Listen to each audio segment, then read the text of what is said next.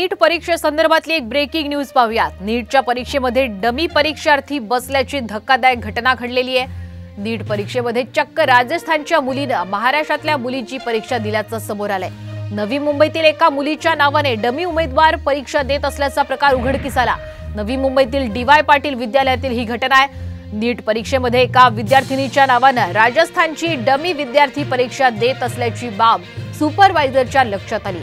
चौकशी केल्यावर हा संपूर्ण प्रकार उघडकीस आलेला आहे। डमी विद्यार्थिनीला पोलिसांनी ताब्यात घेतलं असून तिच्यावर गुन्हा सुद्धा दाखल करण्यात आलाय। यादव नावाची मुलगी एका दुसऱ्या कॅन्डिडेटच्या नावावर बोगसरित्या तिने एक्झाम दिलेली होती। ती तिथल्या जे कंडक्ट आहेत करणारे त्यांच्या लक्षात आलेलं होतं।